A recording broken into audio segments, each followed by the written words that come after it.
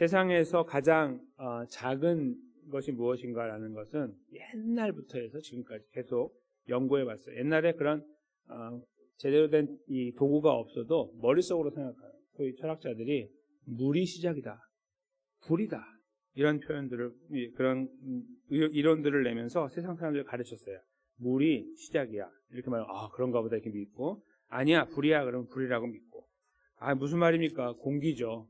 공기라고 믿어왔어요. 그게 실제로 그리스 철학자들이 계속 주장해 왔던 그 세상의 근원은 무엇일까? 무엇이 가장 작은 것인가? 시작인가? 근원인가라는 질문들에 대한 답을 그렇게 찾아왔던 거예요. 그러다가 지금으로부터 약 한 2000년 정도 전에 데모크리토스라고 하는 사람이 원자라는 이야기를 했어요. 원자가 가장 작은 거다.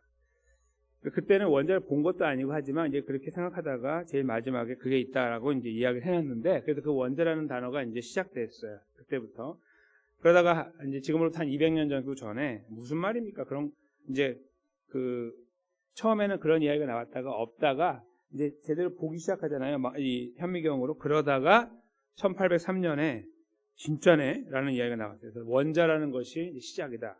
제일 작다라고 하다가 저희가 잘 알다시피 그때로부터 한 90년 좀 넘게 지난 다음에 무슨 말이야. 원자에도 잘 보면은 더 작은 게 있어요. 원자 핵이 보이고 그 안에 또 보니까 양성자, 중성자, 그 다음에 더 작은 쿼크라는 게 나왔어요. 이야, 끝이 없다. 끝이 없다. 그래서 근데 지금 그때부터 과학자들이 그랬어요. 정말 저게 제일 작을까 생각했어요. 그러다가 지금으로부터 이제 한 10년 정도 전쯤이니까 2013년이니까 한 11년 정도 전이죠. 사람들 머릿속에 힉스라고 하는 사람이 있는데, 물리학자. 이 사람이 아이고 천만에 더 작은 게 있어. 저기 뭔가 보이는데 저게 뭔지 모르는 거야.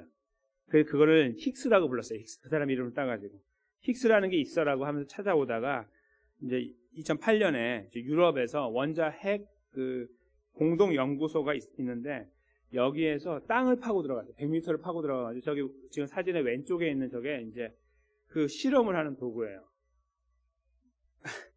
그러니까 100억 달러 정도를 저기다 이제 쏟아붓고 준비만 14년 걸렸다 그러죠.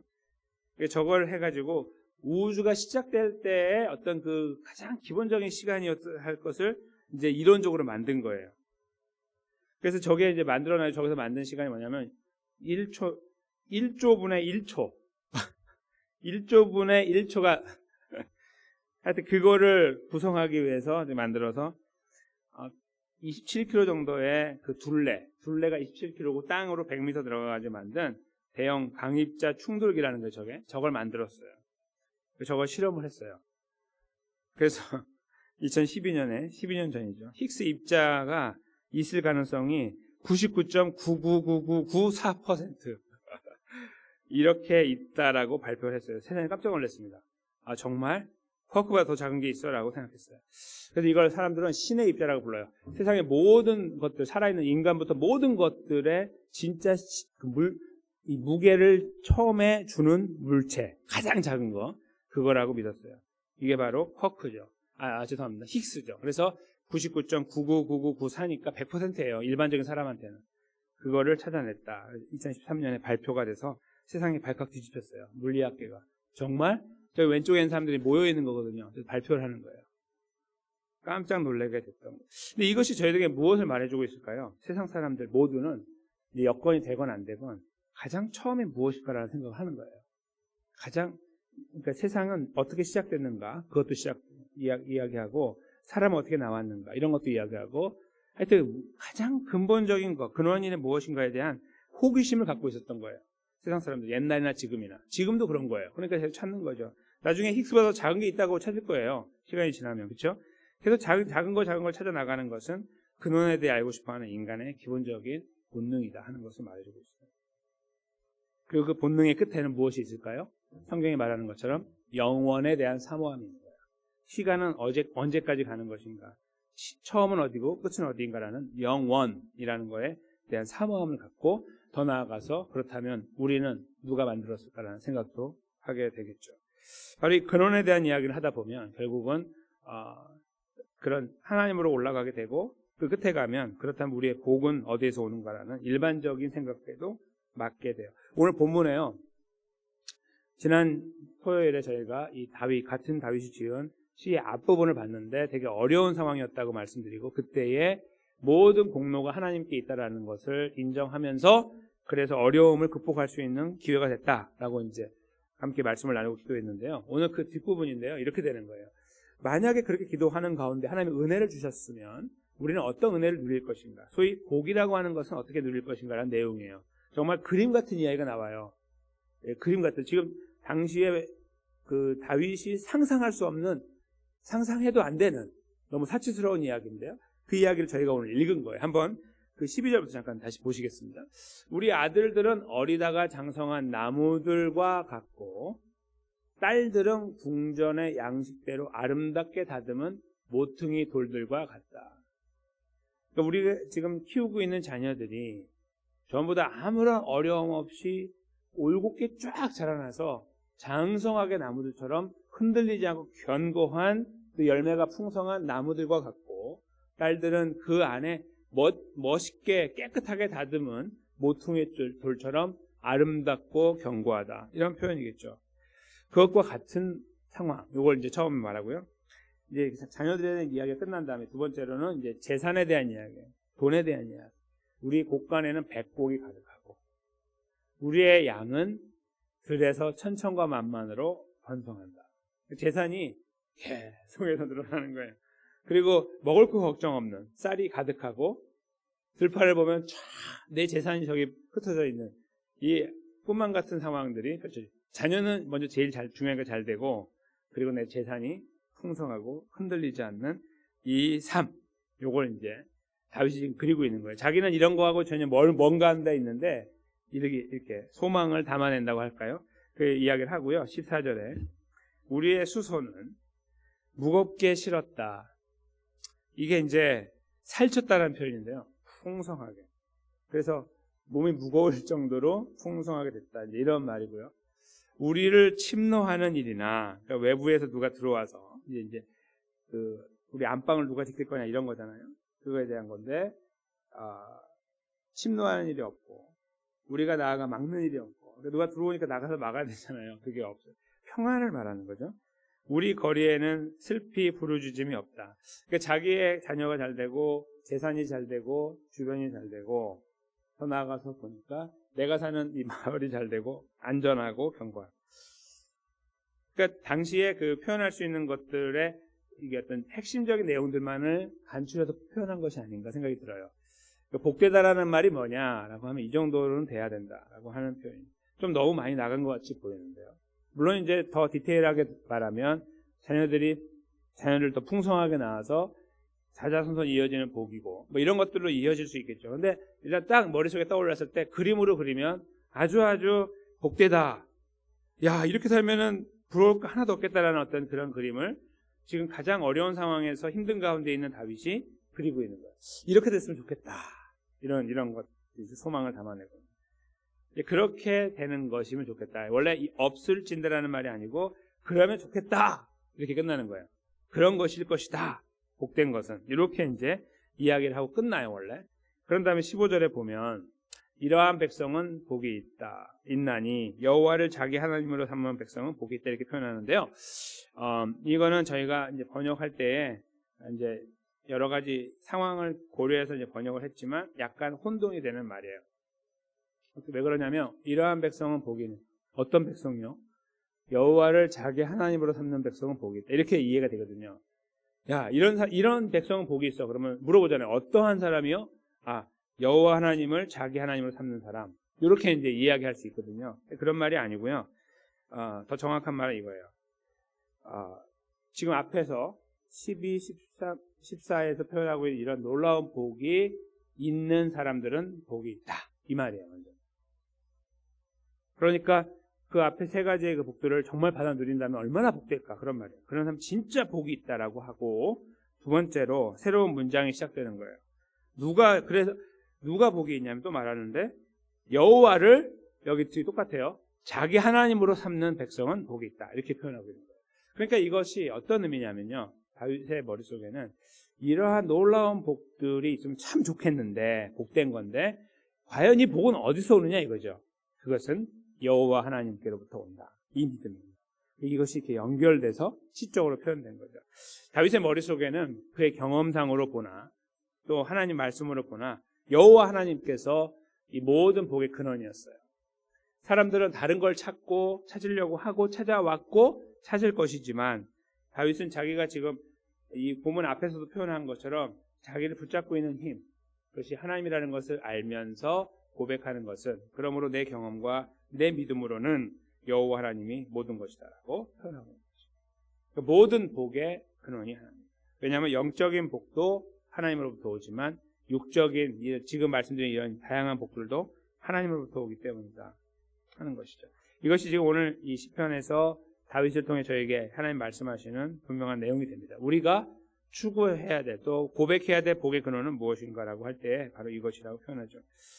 근데 저희는 이 복에 대해서 하나님께서 말씀하실 때 이렇게 육신적인 세상에 보여지는 복들로 우리를 채워나가는 능력이 하나님께 있으면 분명하지만 하나님께서는 항상 이런 걸 통해서 먼저 주셨다고 한다면 그 다음에 우리들에게 마음에 남겨주기 원하는 소망이 있으세요. 그것은 바로 신령한 복이죠. 그러니까 진짜 추구해야 되는 복은 더 중요한 것이 있다라고 항상 이런 시간이 지나면 말씀하시는데 그것을 잘 집약해 놓은 것이 에베소서 말씀이에요. 제가 앞에 적어드렸는데 잠깐 보십시오. 찬송하리로다. 그러니까 1장 3절에서 7절인데요. 하나님과 우리 주 예수 그리스도 아버지께서 그리스도 안에서 하늘에 속한 모든 신령한 복을 우리에게 주시되 이렇게 표현하죠.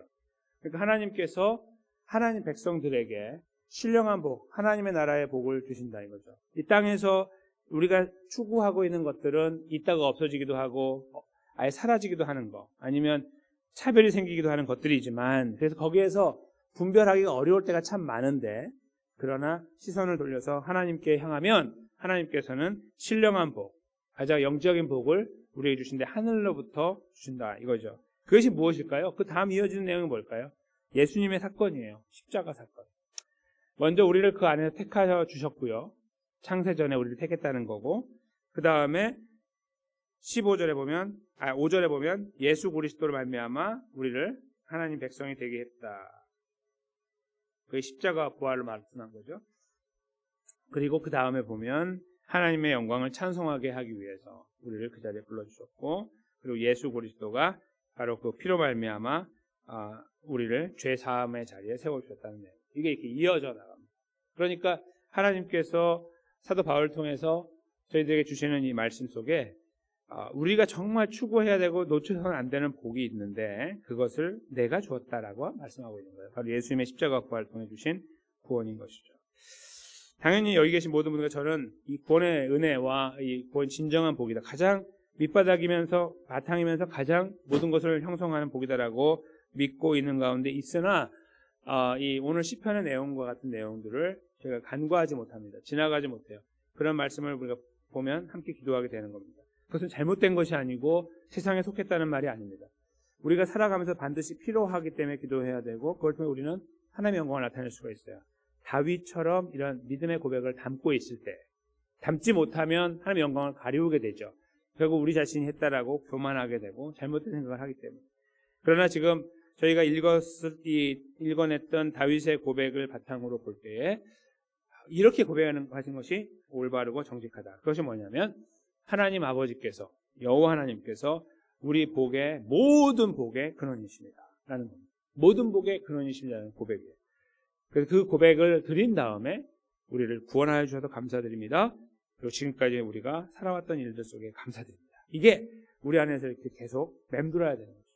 하나님 앞에 설 때마다 하나님은 나의 복의 근원이 되십니다라고 할 때마다 그것을 우리 안에 살아 움직여야 된다는 생각을 해보게 됩니다. 거기서 이제 감사가 나오게 되는 거죠. 근데 사실 어떤 분들은 이런 고백들을 드리면은 뭔가 집안에 변화가 일어나고 자녀가 잘 되고 또 어떤 이 환경이 잘 되고 바뀌어지는 거, 극적인 변화들에 대해서만 이런 복이라고 생각할 때가 있는 경우가 있잖아요. 근데 사실은 저희가 이렇게 잘 돌아보면 아주 그냥 어느 순간에 지나갔던 어떤 작은 일들이 이게 이렇게 하나하나 이렇게 쌓여서 여기까지 왔다는 것을 딱 돌아다볼 때 보이면 하나님께서 이렇게 하셨구나라는 게 보이게 되잖아요. 저는 그런 것들이 더 강력하게 우리 속에 파고 들어온다고 생각했어요. 극적인 변화도 중요하고 거기에서 발견하는 복도 의미가 있지만 우리를 용기를 주고 힘을 주지만 그러나 나는 별일이 없는 것처럼 보이는데 이렇게 뒤안길을 잠깐 보니까 걸어왔던 시간 속에 막 올라가고 내려가는 일이 많았는데 어떻게 내가 여기를 벗어냈지? 근데 하나님께서 나를 붙잡고 계셨다는 것이 보여지기 시작할 때 그때 진정한 복을 하나님께서 이렇게 강력하게 나를 붙잡고 계셨구나라는 것이 보일 때 저희 안에 소름이 돋으며 그 안에 진정한 하나님의 복의 능력을 경험하게 될 수 있다고 생각합니다. 저는 그것이 더 중요하다고 봅니다. 왜냐하면 매일매일 삶 속에 작게 경험하는 것들이 더 많기 때문에 큰 것보다 그 안에서 발견하는 거죠. 위대하신 하나님의 사랑과 은혜를 저는 그 안에 저희가 함께 세워지기 원하는데요. 오늘 본문의 이 말씀을 바탕으로 그러므로 우리가 기도해야 되는 것들은 이런 것들이구나 라고 보여지는데 저는 거기에서 끝나는 것이 아니라고 생각해요. 그게 바로 하나님께서 아브라함을 부르실 때 나타나고 있는데요. 창세기 12장에서 하나님께서 아브라함을 부르실 때 하셨던 말씀이 있죠. 2절에 보면 내가 너로 큰 민족을 이루고 내게 복을 주어 내 이름을 창대하게 하리니 너는 복이 될지라. 이렇게 요즘 표현으로는 그렇고 원래 옛날 표현은 넌 복의 근원이 된다라고 표현하고 있죠. 복을 나누는 자가 될 것이다라는 표현입니다. 그렇죠? 근데 여기 복은 에베소서 말씀과 연결해서 보면 무엇일까요? 잘 먹고 잘 살고 힘 있는 것들을 나누어 나가는 것도 정말 중요하고 의미 있는 것입니다. 가치 있는 것. 근데 그 전에 먼저 더 관심 갖고 기도하며 나눠야 될 것은 하나님의 구원의 은혜이죠. 우리의 언행심사를 통해 나누어 나가는 자리에 함께 서는 것. 이것이 더 복된 것입니다. 이 두 가지가 우리 안에서 흘러넘쳐서 영적으로도 육적으로도 하나님 우리를 붙잡아 주시는 삶에 이루어져 나가고 그것을 나누어 나갈 때 오는 하나님의 영광이 나타나는 그런 걸음. 그런 걸음이 여기 계신 모든 분들의 기도 속에 담기기 원하고 그리고 그 기도 가운데 하나님께서 은혜 주셔서 이런 삶들이 계속해서 이어져 나가는 흘러나가고 또 후손으로 이어져 나가고 주변으로 나눠져 나가는 그런 자리에 아름답게 세워지게 되시는 한 분 한 분의 걸음 되시길 예수님의 이름으로 간절히 축원합니다.